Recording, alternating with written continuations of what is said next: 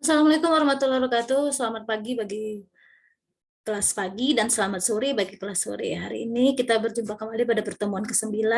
Kali ini kita akan membahas tentang segmentasi pasar. Nah, kali ini yang akan dibahas dalam segmentasi pasar itu pertama adalah pengertian dari segmentasi pasar sendiri, kemudian tujuan dan manfaat daripada segmentasi pasar. Kemudian langkah melakukan segmentasi pasar dan syarat-syarat segmentasi pasar, serta yang terakhir adalah pembagian segmentasi pasar. Pengertian segmentasi pasar menurut Philip Kotler dan Gary Armstrong itu adalah merupakan suatu proses membagi pasar ke dalam segmen-segmen pelanggan potensial dengan kesamaan karakteristik yang menunjukkan adanya kesamaan perilaku pembelian. Nah, di sini pengertian segmentasi pasar menurut Philip dan Gary ini adalah suatu proses pembagian pasar ke dalam pengelompokan atau pembagian-pembagian untuk pelanggan potensial di mana yang memiliki satu kelompok itu sama-sama memiliki karakteristik yang menunjukkan adanya kesamaan pada perilaku pembeli. Kalau menurut Basis Swasta dan Tehani Handoko, itu segmentasi pasar adalah membagi pasar menjadi segmen-segmen pasar tertentu yang dijadikan sasaran penjualan yang akan dicapai dengan bauran pemasaran atau marketing mix. Nah, dari sini Basu dan Tehani mengatakan segmentasi pasar itu membagi pasar jadi bagian-bagian pasar tertentu yang dijadikan sasaran untuk penjualan yang dilakukan atau pencapaiannya dilakukan dengan marketing mix atau bauran pemasaran. Kalau McDonald dan Dunbar mengatakan proses pembagian pelanggan-pelanggan potensial ke dalam kelompok-kelompok atau segmen-segmen yang berbeda dengan tingkat kebutuhan yang sama atau sebanding dalam rangka memenuhi kebutuhan dan keinginan pelanggan secara tepat. Nah, jadi segmentasi pasar itu adalah kegiatan untuk membagi suatu pasar menjadi kelompok-kelompok pembeli yang berbeda-beda yang memiliki kebutuhan, karakteristik atau perilaku yang berbeda yang mungkin membutuhkan produk atau bauran pemasaran yang tentunya berbeda. Jadi tujuan dari segmentasi pasar itu pertama memudahkan dalam membedakan pasarnya. Kalau pasarnya homogen, semua keinginan dan kebutuhannya sama, itu tidak akan sulit untuk tidak perlu bahkan dibagi-bagi dalam segmentasi pasar. Nah, masalahnya setiap manusia memiliki keinginan yang berbeda-beda, memiliki kebutuhan yang berbeda-beda, makanya jadi dalam pasar heterogen. Jadi hal ini dengan mengumpulkan atau mengelompokkan, membagi-bagi segmentasi pasarnya, sasarannya ini akan memudahkan dalam membedakan pasar, mana pasar untuk anak-anak, mana pasar untuk dewasa, mana pasar untuk lansia. Jadi ini bisa dibedakan daripada segmentasi pasar.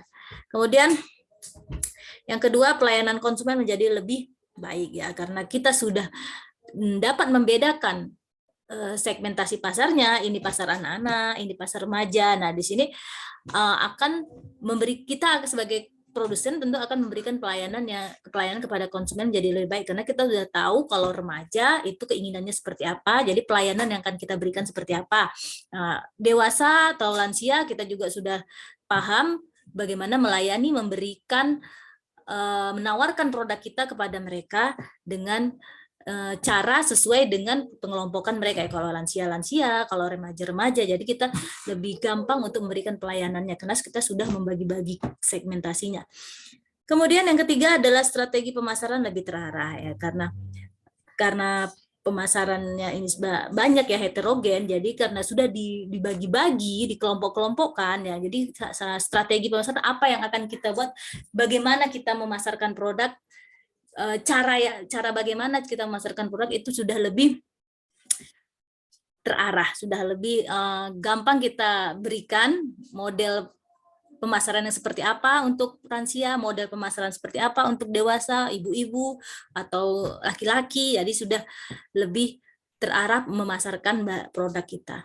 Kemudian keempat, mengenal kompetitor dengan segmen yang sama. Nah, di sini maksudnya kompetitor adalah pesaing kita ya, jadi kita bisa mengenali bagaimana mereka menawarkan produknya kepada segmentasi atau segmentasi yang sama atau pengelompokan yang sama. Jadi jika kita pasar sasaran kita adalah remaja, kompetitor kita juga menarik konsumen dari remaja. Nah, di sini kita akan lebih mengenal kompetitor kita. Jadi tentu kita akan membutuhkan strategi-strategi yang unik, strategi yang berbeda dari kompetitor kita untuk sama-sama menarik perhatian segmen para remaja misalnya.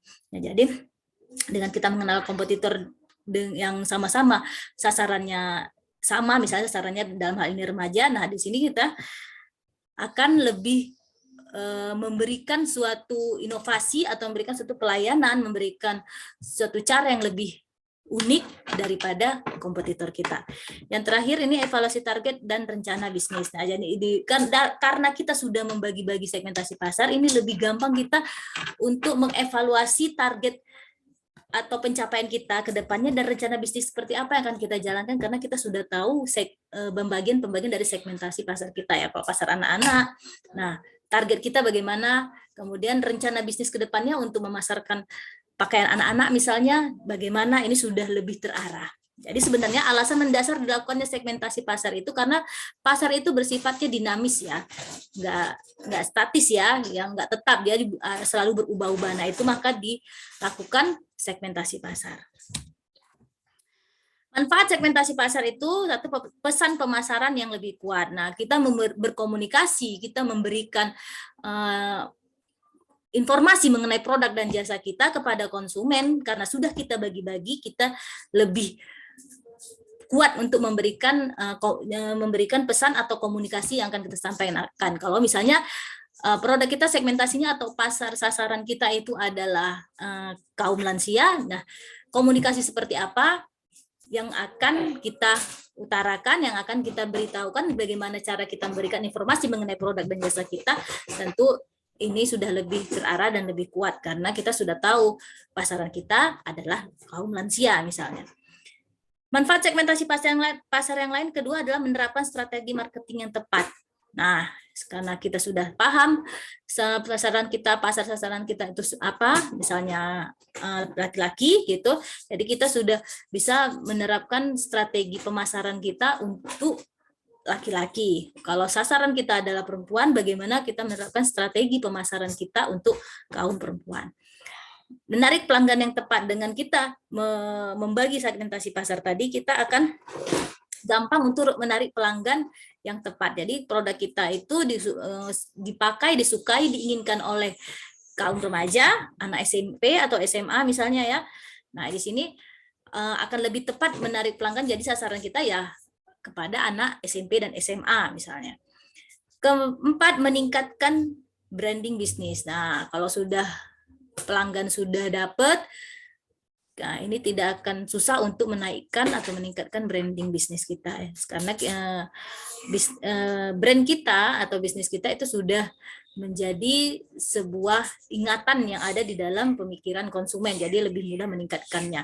Kemudian manfaat segmentasi pasar yang lain itu mengembangkan produk yang lebih tepat. Jadi saat kita ingin kita sudah biasa memproduksi baju anak-anak dengan model misalnya model jumpsuit gitu ya. Kemudian kita ingin mengembangkan produk yang baru, misalnya dengan model jeans. Nah, ini lebih tepat dan lebih gampang untuk mengembangkan produk barunya karena memang pasar sasaran kita itu sudah kita fokuskan ke anak-anak yang mulanya kita pakai jumpsuit, kita coba model jumpsuit. Nah, kita mau coba model baru lagi yaitu model kardigan misalnya, itu lebih gampang karena kita sudah paham sasaran atau segmentasi pasar kita atau sasaran pasar kita yang akan kita berikan produk atau jasanya. Kita tawarkan ya produk atau jasanya. Kemudian langkah melakukan segmentasi pasar itu pertama mendefinisikan pasar yang ingin dimasuki, mengetahui masalah dan kebutuhan konsumen, memahami perilaku konsumen, olah dan analisis data, untuk menentukan strategi pemasaran produk dan evaluasi respon pasar. Ini kita bahas satu-satu ya. Mendefinisikan pasar. Pertama, menentukan siapa yang jadi target, maka kita buat dulu 3 bagiannya, yaitu cari pelanggan baru. Nah, kalau kita yang baru membuka usaha atau jasa baru, kita menentukan segmentasinya berdasarkan pelanggan baru sehingga berdasarkan produk baru sehingga perlu mencari pelanggan baru. Maka kita buat 3 segmentasinya itu adalah pasar pelanggan baru. Pelanggan eksis yaitu hal yang biasanya dilakukan untuk mencari pelanggan yang sudah ada namun untuk menunjang bisnis yang berkelanjutan. Nah, ini kita sudah punya pelanggan namun kita ingin terus melakukan komunikasi atau kerjasama dengan pelanggan yang sudah memang menjadi pelanggan tetap kita agar bisnis ini berkelanjutan. Pelanggan pendukung, nah konsumen ini terkait dengan kebutuhan supporting produk ya. Jadi ini misalnya kaum atau golongan atau kelompok yang membantu kebutuhan produk kita, misalnya supplier, gitu ya. Kedua, perusahaan harus setelah melakukan dan menentukan targetnya, kedua perusahaan harus melakukan audit internal terhadap keunggulan dan kelemahan yang dimiliki dari perusahaan itu atau lebih tepatnya analisis SWOT-nya lah ya. Kemudian langkah kedua, mengetahui masalah dan kebutuhan konsumen. Jadi hal yang harus dilakukan adalah mencari tahu semua keinginan dan kebutuhan calon konsumen. Lalu sesuaikan dengan produk apa yang mau kita jual dengan cara bertanya langsung kepada calon konsumennya. Ini misalnya dengan lisan, misalnya menyebarkan kuesioner, ataupun dengan tulisan wawancara, atau melakukan serangkaian tes produk ya, misalnya bagi-bagi testernya ya, ini minuman kopi baru gitu ya kan, jadi kita berikan gratis kepada pengunjung misalnya. Itu adalah serangkaian tes produk. Kemudian dari informasi yang udah kita dapatkan, maka bisa kita kelompokkan dan klasifikasikan apa yang menjadi kebutuhan, keinginan, dan apa yang menjadi permasalahan konsumen dari produk yang sudah kita berikan. Atau misalnya tadi kalau kita memberikan tes produk, jadi kita bisa tahu masalahnya apa. Oh, ini kopinya misalnya kurang pahit gitu ya. Langkah ketiga, ketahui perilaku konsumen. Selanjutnya adalah cari tahu dampak bagaimana konsumen menggunakan produk, keadaan sebelum dan sesudah menggunakan produk, dan juga pola tren yang berkaitan dengan produk tersebut. Jadi langkah ketiga, kedua tadi kita udah cari informasi mengenai kebutuhan, keinginan, dan masalah konsumen. Kemudian kita harus cari tahu perilaku konsumen sebelum dan sesudah menggunakan produk atau pola tren yang berkaitan dengan produk. Langkah keempat yaitu olah dan analisis data. Selanjutnya dapat mengolah semua data terkait konsumen yang telah diperoleh. Udah dapat tadi ya perilakunya sebelum dan setelah menggunakan produk. Jadi kita analisa atau kita olah datanya. Pada tahap ini kita akan mengetahui peluang produk apa yang akan dijual kepada tiap segmentasi yang kita lakukan. Kemudian langkah kelima, tentukan strategi pemasaran produk. Jadi setiap segmen pasti memiliki strategi pemasaran berbeda-beda. Sudah pasti, apalagi jika targetnya juga berbeda. Jadi untuk strategi pemasaran produk sesuaikan target pasar. Yang keenam, evaluasi respon pasar. Jika strategi pasarnya sudah jalan dan menghasilkan penjualan, maka perlu kita tahu respon dari konsumen, terutama mengenai kelebihan, kekurangan dari produk yang kita miliki. Catat semua masukannya, kemudian segera diperbaiki.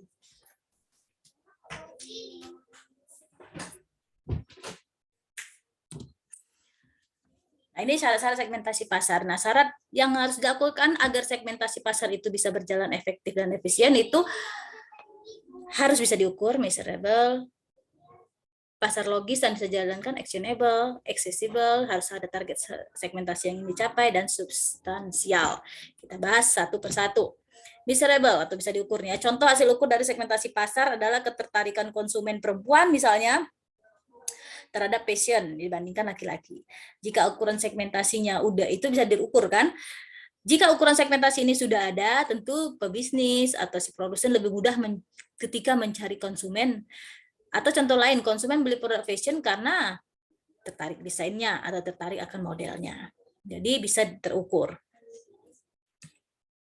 Yang terukur di sini itu maksudnya bisa ada perbandingan, misalnya kan ketertarikan konsumen perempuan lebih banyak daripada terhadap fashion ya dibandingkan laki-laki, atau lebih banyak orang memilih fashion itu dibanding dengan desainnya atau modelnya daripada misalnya harganya.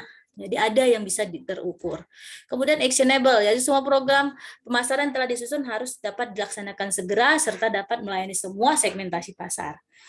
Ada accessible, yaitu dalam hal ini segmentasi pasar itu harus dapat dicapai sesuai dengan target. Maka jika ingin buat segmentasi pasar, tentukan dulu poin-poin penting yang menjadi target strategisnya. Pastikan target tersebut masuk akal sehingga bisa dicapai melalui sistem segmentasi. Jadi harus dapat dicapai, harus ada sesuai dengan target yang udah kita buat ya.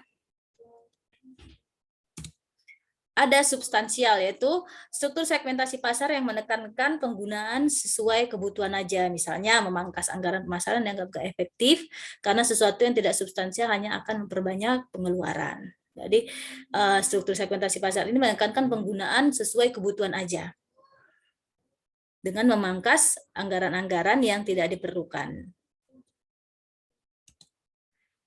Pembagian segmentasi ini berdasarkan segmentasi berdasarkan geografi, segmentasi demografi, segmentasi psikografi, dan segmentasi perilaku. Kita bahas satu persatu ya. Segmentasi geografis yaitu digunakan untuk mengklasifikasi pasar berdasarkan lokasi yang akan mempengaruhi biaya operasional dan jumlah permintaan secara berbeda. Jadi dalam segmentasi geografi pasar dibagi menjadi unit geografis, misalnya kayak provinsi, kota, atau lingkungan.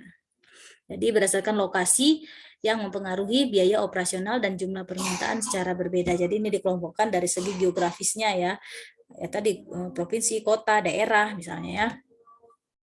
Kalau segmentasi demografis itu dibagi pasar tersebut dibagi menjadi kelompok-kelompok berdasarkan variabel demografis, misalnya ya usia, ukuran keluarga, siklus kehidupan, ada jenis kelamin. Nah, ini pembagian segmentasi berdasarkan usia, berdasarkan penghasilan, pekerjaan, agama, ras, generasi kewarganegaraan, kelas-kelas sosial. Jadi variabel demografis adalah dasar yang paling populer untuk membedakan kelompok-kelompok pelanggan. Yang lebih banyak digunakan ya maksudnya. Segmentasi psikografis, yaitu segmen pasar ini dilakukan dengan mengelompokkan konsumen atau pembeli menjadi pasar menurut variabel pola atau gaya hidup dan kepribadian, lifestyle dan personality. Contoh, segmentasi pasar masyarakat yang bergaya hidup konsumtif dan mewah berbeda tentunya dengan segmen pasar yang bergaya hidup produktif dan hemat, yang mementingkan kualitas ya kan, dengan harga yang relatif murah. Nah, kalau yang konsumtif dan mewah tentu tidak terlalu memperhatikan harga. Yang penting itu menjadi suatu pengakuan barang tersebut menjadi suatu pengakuan bagi orang lain bahwasanya dia memiliki barang tersebut. Dia tidak peduli harga mau murah atau mahal. Yang penting ada pengakuan bahwa pengakuan dari orang lain melihat dia memakai produk tersebut bahwasanya dia punya produk yang lagi tren. Ada segmentasi perilaku. Dalam segmentasi perilaku, pasar diklasifikasikan dalam kelompok yang dibedakan berdasarkan frekuensi pemakaian produk. Misalnya, berapa banyak orang yang memakai produk jenis produk misalnya make up ya, atau skincare. Waktu pemakaian produk, seberapa banyak dikelompokkan orang yang rutin memakai skincare dengan yang kurang rutin memakai skincare, atau jumlah pemakaian produk, pengetahuan, sikap penggunaan atau respon terhadap suatu produk, seberapa banyak respon dari konsumen terhadap produk skincare kita misalnya. Jadi ada yang responnya biasa aja, ada yang responnya antusias, ada yang responnya nggak peduli misalnya.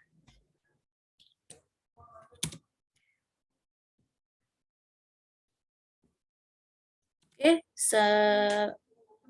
saya rasa sampai di sini dulu pertemuan kita hari ini. Untuk segmentasi pasar ini semoga menjadi tambahan ilmu, semoga menjadi bermanfaat bagi kalian yang telah menonton video ini. Oke, assalamualaikum warahmatullahi wabarakatuh. Selamat pagi dan sore bagi yang menyaksikan video ini.